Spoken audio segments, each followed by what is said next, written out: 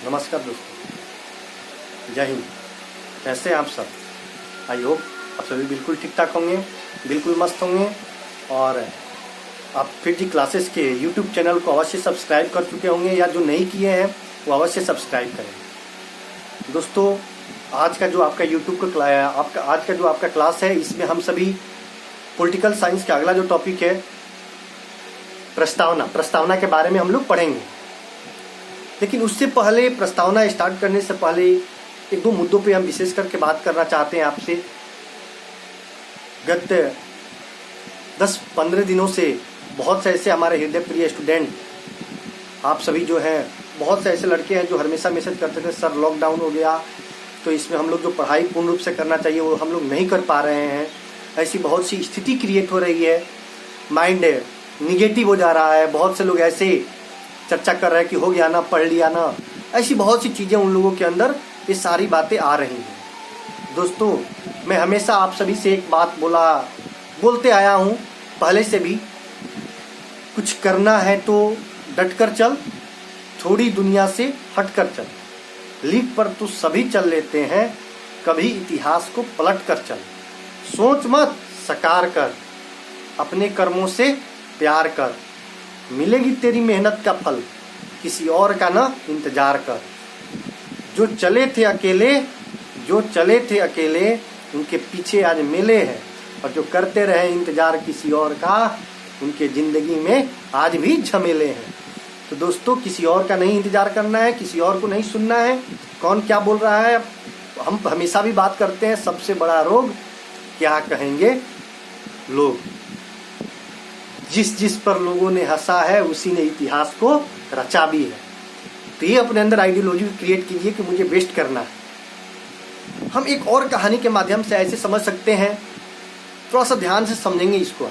एक बार एक तालाब में बहुत सारे मेढक तालाब के किनारे बैठे हुए थे, और उसमें बहुत से ऐसे मेढक थे। वो मेढक के अपने में एक बात कर रहे थे कि कैसे, एक झाड़ी था वहाँ पे, मेढक के जितने सारे मेढक थे वहाँ पे बगल में ही एक झाड़ी था तालाब के किनारे। तो सभी मेढक अपने में प्लानिंग किए कि इस झाड़ी पे कौन चढ़ेगा। तो बहुत सारे मेढक ट्राई भी किए, शुरू भी किए, लेकिन जितने सारे मेढक थे वो ट्राई किए, एक बार चढ़ते थे फिर पुनः वह नीचे वापस आ जाते थे, फिर चढ़ते थे फिर नीचे आ जाते थे। ऐसे करते करते सभी मेढक चढ़ते थे और गिर जाते थे। लास्टली दोबारा कोई प्रयास करता ही नहीं था उसमें से। एक मेढक उसमें से निकल करके आता है और वह चढ़ने का प्रयास करता है। पहली बार वह छलांग लगाता है।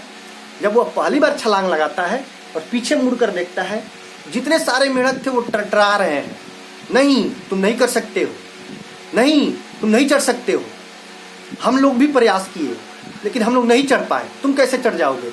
लेकिन वो मेढक फिर पीछे देखता है, एक बार और देखता है, और उसको बार बार यही लगता है कि वो सारे मेढक ये बोल रहे हैं कि तुम चढ़ जाओगे, बस थोड़ा सा और बचा है, तुम चढ़ जाओगे, बस थोड़ा सा और बचा है। और लास्टली फिर एक बार और छलांग लगाता है और पीछे देखता है कि सारे मेढक वैसे ही टटरा रहे हैं, और सारे मेढक ये टटरा रहे थे कि तुम नहीं चढ़ सकते हो, तुम गिर जाओगे, ऐसा नहीं हो सकता है, हम लोग ट्राई किए, नहीं हो सकता है। लेकिन लास्टली अंततः वह अंतिम बार छलांग लगाता है और सबसे ऊपर चढ़ जाता है। पता है दोस्तों कैसे चढ़ जाता है सबसे ऊपर? क्योंकि वह जो मेढक होता है ना, कान से बहरा होता है, और उसको हमेशा यही लगता है, जितनी बार वो पीछे देखता है उसको लगता है कि वो सारे जितने उसके मित्रगण हैं वो ये चिल्ला रहे हैं कि तुम चढ़ जाओगे, थोड़ा सा और बचा है, तुम चढ़ जाओगे, थोड़ा सा और बचा है।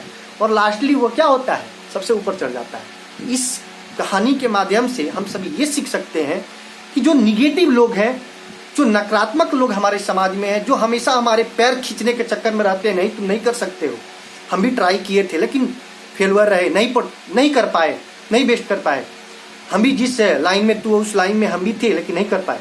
तो लास्टली एक अपने अंदर हम जिद क्रिएट कर लें कि नहीं मुझे बेस्ट करना ही है, तो निश्चित रूप से दुनिया की कोई भी ताकत आपको आगे बढ़ने से नहीं रोक सकती है। तो इसी जिद के साथ आपको काम करना है। दोस्तों, आते हैं अब सीधे हम सभी यहाँ पे टॉपिक पे। आज का जो आपका टॉपिक है वो है भारतीय संविधान की प्रस्तावना। दोस्तों, प्रस्तावना है क्या? प्रस्तावना कहा किसे जाता है? प्रस्तावना एक शब्द में आप समझेंगे, यहाँ पे एक लाइन में समझेंगे, संविधान के परिचय को प्रस्तावना कहा जाता है।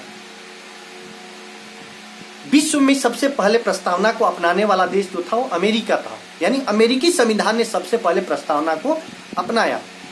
उसके बाद कई सारे देश ने भी प्रस्तावना को अपनाया जिसमें भारत भी शामिल रहा। भारतीय संविधान यानी भारत का जो कानून है, भारतीय संविधान की प्रस्तावना की रूपरेखा पंडित जवाहरलाल नेहरू ने तय की। यानी भारतीय संविधान की जो प्रस्तावना है इसकी रूपरेखा किसने तय की? पंडित जवाहरलाल नेहरू ने। भारत की संविधान की प्रस्तावना किस प्रकार से आप यहाँ पे देखेंगे। हम भारत के लोग भारत को एक संपूर्ण प्रभुत्व संपन्न समाजवादी धर्मनिरपेक्ष लोकतांत्रिक गणराज्य बनाने के लिए और इसके समस्त नागरिक को सामाजिक, आर्थिक और राजनीतिक न्याय, विचार, अभिव्यक्ति, धर्म, विश्वास और उपासना की स्वतंत्रता, प्रतिष्ठा और अवसर की क्षमता प्राप्त करने के लिए व्यक्ति की गरिमा और राष्ट्र की एकता और अखंडता सुनिश्चित करने वाले बंधुत्व बढ़ाने के लिए दृढ़ संकल्पित होकर अपनी इस संविधान सभा में आज दिनांक 26 नवंबर 1949 को एतद द्वारा इस संविधान को अंगीकृत, अधिनियमित और आत्मसमर्पित करते हैं। तो ये भारतीय संविधान की प्रस्तावना है। आपको दोस्तों ये जानकारी होनी चाहिए कि प्रस्तावना संविधान का मूल भाग नहीं था। जो भारतीय संविधान की प्रस्तावना है, इस प्रस्तावना को अभी तक एक बार संशोधित भी किया जा चुका है। यानी भारतीय संविधान, इस क्वेश्चन को हमेशा पूछा है, भारतीय संविधान की प्रस्तावना को अभी तक कुल कितनी बार संशोधित किया गया है?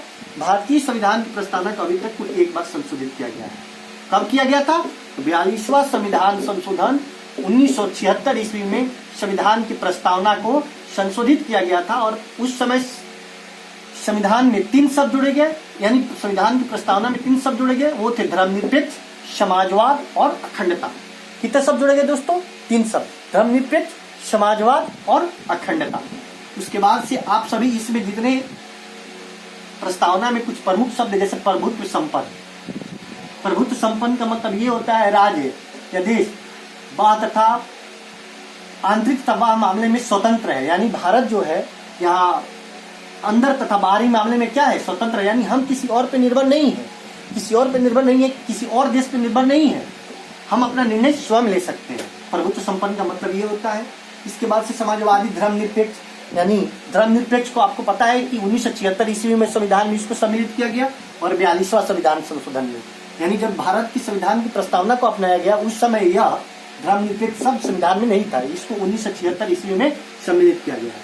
धर्मनिरपेक्ष का मतलब ये होता है कि राज्यों का अपना कोई एक धर्म नहीं होगा, भारत में प्रत्येक धर्म को एक समान दृष्टि की नजर से देखा जाएगा। तो धर्मनिरपेक्ष का मतलब ये है। गणराज्य का मतलब हम आपको पिछली क्लास में बताए हुए थे कि जिस देश का अपना एक संविधान हो तथा उसका एक प्रमुख हो जिसका पद वंशानुगत न होकर के निर्वाचित हो, गणराज्य कहलाता है, गणतंत्र कहलाता है। तो भारत जैसे एग्जाम्पल के रूप में भारत के राष्ट्रपति।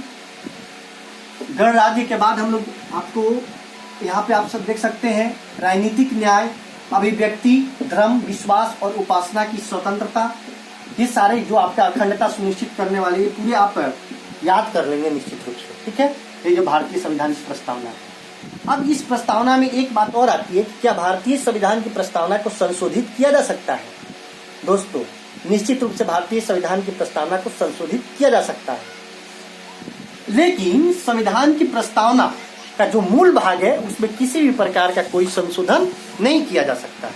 यानी जो भारतीय संविधान की प्रस्तावना है उसके मूल भाग में किसी भी प्रकार का कोई संशोधन नहीं किया जा सकता है। तो दोस्तों आप सभी को निश्चित रूप से ये वीडियो अवश्य पसंद आया होगा। आप हमारे फिर जी क्लासेस के यूट्यूब चैनल को अवश्य सब्सक्राइब करेंगे और वीडियो को जरूर शेयर करेंगे।